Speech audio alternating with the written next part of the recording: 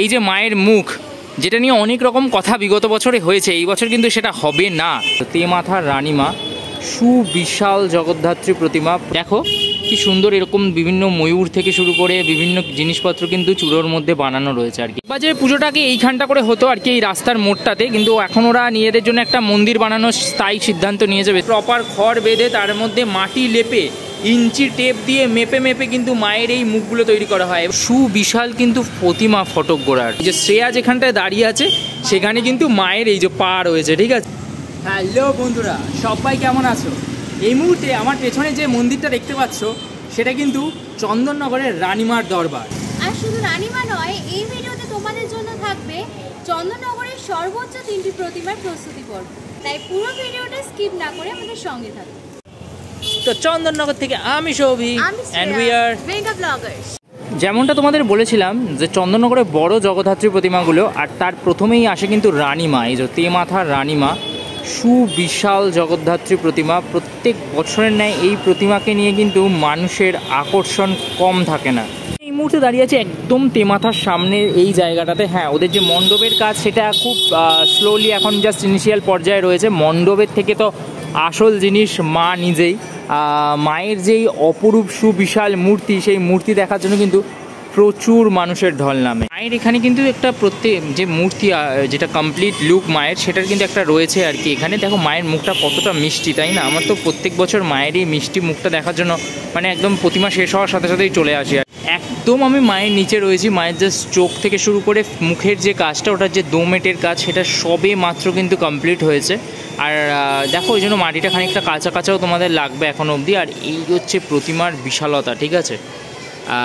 Just দেখো এখান থেকে যে প্রতিমার বিশালতাটা শুরু হয়েছে। এই যে বাঁশের যে মাচাগুলো দেখছো না, এই মাচা বেঁধে বেঁধে কিন্তু পৌঁছতে হয় মায়ের কাছে। তোমাদের অনেকের মনে প্রশ্ন থাকবে যে এত বড় বড় যে মুখগুলো চন্দননগরে হয় জগদ্ধাত্রী মায়ের, সেগুলো কি করে সম্ভব? সেগুলো কি ছাঁচে, এত বড় বড় ছাঁচ রেডি করা থাকে? তোমরা জানলে অবাক হবে যে চন্দননগর একমাত্র শহর যেখানে এই এত বড় বড় মায়ের যে মূর্তিগুলো, সেগুলো কিন্তু শিল্পীরা কোনো ছাঁচে ফেলে তৈরি করে না। ওগুলোকে প্রপার খড় বেঁধে তার মধ্যে মাটি লেপে ইঞ্চি টেপ দিয়ে মেপে মেপে কিন্তু মায়ের এই মুখগুলো তৈরি করা হয়। এবং কতটা নিখুঁত হয় সেগুলো তোমরা নিজেরাও জানো, যে কোনো একই রকম মায়ের মুখ কিন্তু খুব একটা কারোর পরিবর্তন হয় না। আর না পরিবর্তন হয় মায়ের চোখ থেকে শুরু করে মুখের হাসি। তো বুঝতে পারছো তো, এইটা করার জন্য যে অ্যাকুরেসিটা দরকার শিল্পীদের, সেই অ্যাকুরেসিটা তোমরা কিন্তু একমাত্র চন্দননগরে এলেই দেখতে পাবে। সেইভাবেই কিন্তু তেমাথার যে রানীমায়ের রূপ, সেই রূপ কিন্তু প্রত্যেক বছর হুবহু এরকম থাকে, কোনো ছাঁচের ব্যবহার ছাড়া। আর সেই মুখেরই সবেমাত্র কিন্তু দোমেটে সম্পন্ন হয়েছে, এবং তারপর কিন্তু আস্তে আস্তে এটা শুকিয়ে যাওয়ার পর কিন্তু রঙের কাজটা শুরু হয়। মায়ের যেই মূর্তি, সেই মূর্তির বিশালতাটা তোমরা শ্রেয়াকে দেখলেই বুঝতে পারবে। এই যে শ্রেয়া যেখানটায় দাঁড়িয়ে আছে সেখানে কিন্তু মায়ের এই যে পা রয়েছে, ঠিক আছে। তো ওর হাইটের সমান কিন্তু মায়ের শুধুমাত্র পা, তাহলে বুঝতে পারছো তো মা কতটা বিশাল। মানে পুজোর সময় তো আসি মাকে দেখতে, কিন্তু সবথেকে বেশি ইন্টারেস্টিং লাগে হচ্ছে মাকে বিসর্জনের দিন আর সকালবেলা যখন আমরা আসি।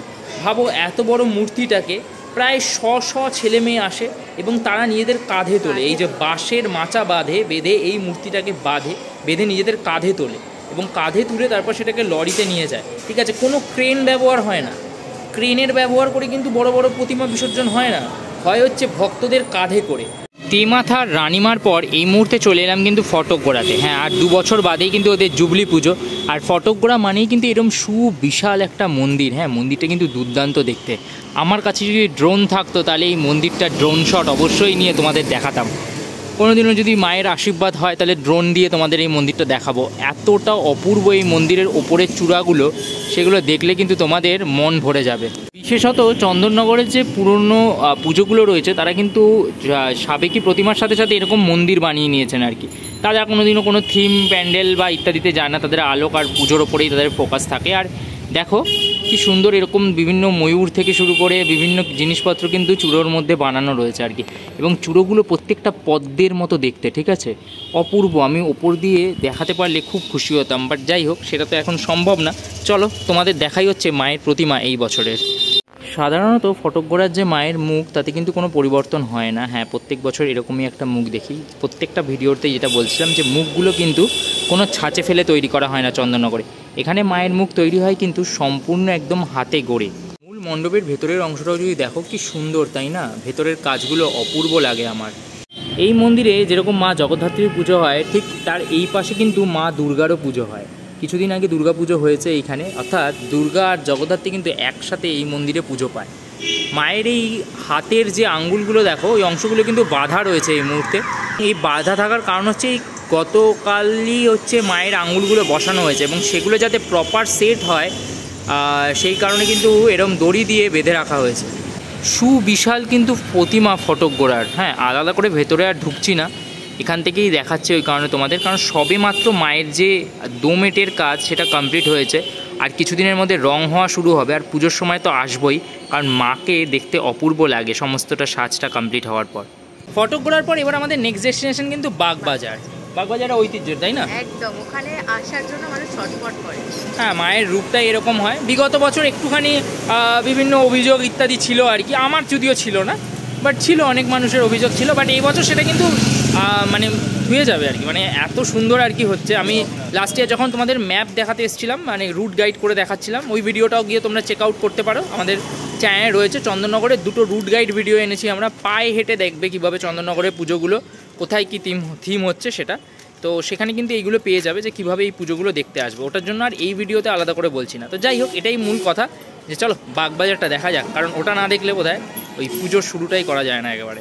বিশেষত তোমাদের যদি বলি, এই রাস্তার বিভিন্ন অংশে কিন্তু একটা আলপনার প্রতিযোগিতা আছে আগামী 19 তারিখ, এবং সেখানে কিন্তু বহু মানুষ আসবে, এসে আলপনা দেবে, একটা প্রতিযোগিতার মতো হয়। এবং তারপর এই রাস্তাটা দেখতে কিন্তু অপূর্ব লাগে, একদিকে যেরকম মাথার ওপরে থাকে আলো, নিচে থাকে আলপনা, পুরো ব্যাপারটা কিন্তু একদম জমে যায় যাকে বলা যায়।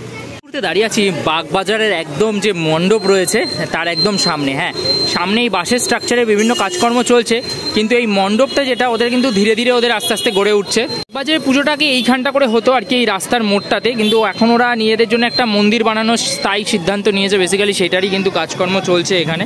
বেশ কয়েক বছর ধরেই কিন্তু ওদের এই পাকা স্থায়ী একটা মন্দির নির্মাণের যে কাজ সেটা চলছে এখনও অবধি প্রচুর কাজ বাকি, ধীরে ধীরে এগোচ্ছে। হ্যাঁ, মানে একটা পাকা স্থায়ী মন্দির বানানো তো অত সোজা নয়। চলো তোমাকে মায়ের দর্শন করাই। মা মানে হচ্ছে মায়ের এই সুবিশাল মাতৃ প্রতিমা, কি অপূর্ব, তাই না? স্পেশালি এই যে মায়ের মুখ, যেটা নিয়ে অনেক রকম কথা বিগত বছরে হয়েছে, এই বছর কিন্তু সেটা হবে না। এই বছর মায়ের মুখ যে তোমাদের মন প্রাণ জুড়িয়ে দেবে সেটা কিন্তু এখনই বলতে পারি আর কি। আর মায়ের যে মুখমণ্ডলের কাজ সেটা কিন্তু প্রায় একদম সমাপ্ত। হ্যাঁ, হাতে গোনা আর কটা দিনই মাত্র বাকি, আর 12টা দিনের মতো। এরপর কিন্তু মায়ের রঙের কাজ শুরু হবে, আর রঙের কাজ শুরু হলে কিন্তু তোমাদেরকে আবার নিয়ে আসবো এখানে। আর পুজোর সময় তো থাকবোই বাগবাজারের মাকে দর্শন করার জন্য। তো বেসিক্যালি তোমরা কিন্তু এই ভিডিওতে দেখলে চন্দননগরের অন্যতম যে সুউচ্চ প্রতিমাগুলো তাদের প্রস্তুতি কেরম চলছে। হ্যাঁ, হাতে গুনে আর ওই 10 থেকে 12টা দিন।